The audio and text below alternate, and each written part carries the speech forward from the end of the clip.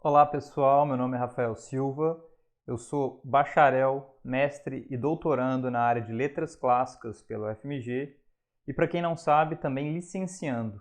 Eu voltei a fazer licenciatura na área de português, francês atualmente, e durante uma disciplina dedicada aos estudos da sociologia da educação, com a professora Brescia Nonato, eu tive a oportunidade de entrar em contato com várias discussões que já eram relativamente conhecidas por mim, eu vou falar sobre isso logo mais, e no âmbito dessa disciplina, desses estudos, foi sugerido que nós propuséssemos uma reflexão sobre a importância do campo na nossa formação, naquilo que nós podemos incorporar na nossa atuação, não é? Eu gostaria de revisitar aqui rapidamente alguns dos trabalhos que eu tenho proposto, tanto na área de pesquisa quanto na atuação docente, para indicar a importância da sociologia da educação para mim hoje. Não é? Atualmente eu tenho trabalhado como professor voluntário da disciplina de Fundamento de Literatura Grega Antiga pela Faculdade de Letras da UFMG, e com o ensino remoto emergencial tivemos que adotar uma série de estratégias para a adoção dessa modalidade de ensino. Não é? Desde o início do isolamento social devido à pandemia de Covid-19, eu já tinha adotado um modelo de videoaulas que não era nem especialmente voltado para, né, as turmas da UFMG, mas tentando disponibilizar gratuitamente material sobre a área que eu estudo, que é a literatura grega antiga. A ideia era fazer vídeos de divulgação de qualidade acadêmica, então com o rigor da citação, a atenção, né, ao detalhe dos textos e tal, e disponibilizar isso gratuitamente no YouTube, fazer a divulgação por meio das redes e sempre promover por meio das ferramentas de arquivo digital a possibilidade de acesso por meio da internet, acesso livre, a vários textos em traduções dessa literatura grega antiga. Então, enfim, a preocupação maior aí era a democratização do conhecimento e de um conhecimento com bases sólidas, tá? Eu acho que esse é um dado importante com que nós temos que lidar, que é a dificuldade de acesso aos materiais no Brasil, né? Acesso gratuito. Obviamente nós sabemos do problema que significa a internet, a dificuldade de acesso aos meios digitais. Poucas são as pessoas ainda hoje que no Brasil têm acesso aos meios digitais, a de fato um letramento digital que habilite a pessoa a ter acesso aos meios, a saber como recorrer aos melhores recursos, mas ainda assim é um início. Não é? A disponibilização, a divulgação é trabalhar com essa realidade brasileira a fim de promover alguma mudança, alguma transformação. Mas a sociologia da educação propriamente enquanto área de reflexão crítica, ela entra de forma mais forte, sobretudo na minha pesquisa de doutorado, que eu tenho atualmente levado adiante, que tem por objeto a história dos estudos clássicos. E para essa história, eu não vou ter, obviamente, tempo de detalhar isso aqui, normalmente o viés tende a ser bastante epistemológico e, de alguma forma, abdicar da dimensão sociológica da construção desse conhecimento.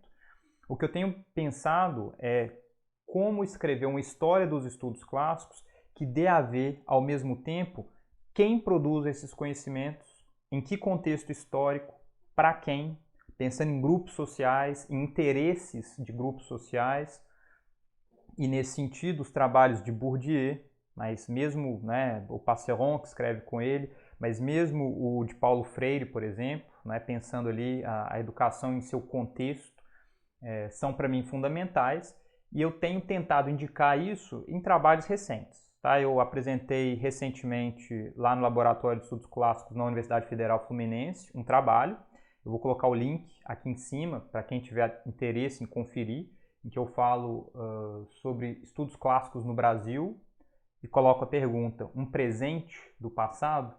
E em torno a isso eu faço uma série de reflexões sobre o lugar dos estudos clássicos, digamos, na história da educação, mas de forma mais específica na história da educação no Brasil.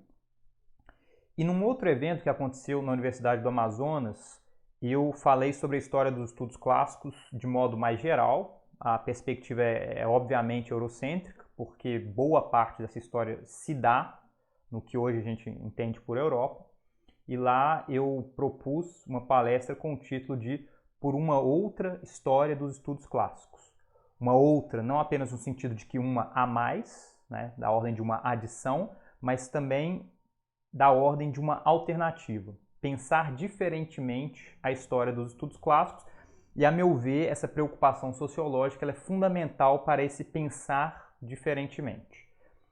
Mas para terminar esse breve vídeo, né, em que eu tento esboçar a minha relação com a sociologia da educação, eu gostaria de indicar ainda alguns trabalhos aí não acadêmicos que eu tenho proposto e que eu intitulei, a partir da ideia de uma série de vídeos, de Entre os Gregos e Nós Outros. Né? Outros aí entre parênteses, dando a ideia de que, enfim, essa alteridade pode ser tanto de nós com relação aos gregos, quanto, né, de alguma forma, de nós e os gregos com relação a outras coisas.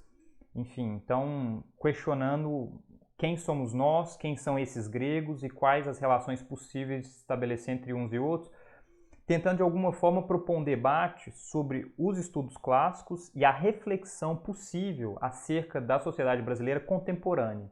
Ou seja, de que modo esse campo de estudos tem a dizer algo sobre a nossa realidade, né, vivida hoje em termos sociais, econômicos, culturais, etc.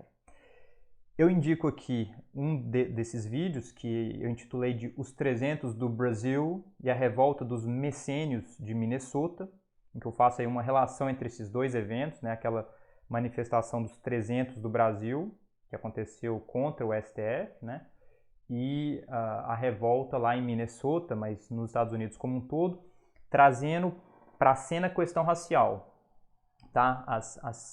O racismo estrutural e como ele é fundamental para a compreensão de vários temas, né, que perpassam as dificuldades da nossa sociedade contemporânea. E eu, né, então trago o exemplo dos messênios, né, um povo escravizado por Esparta na antiguidade, para pensar questões de cultura, de marginalização da cultura e outras.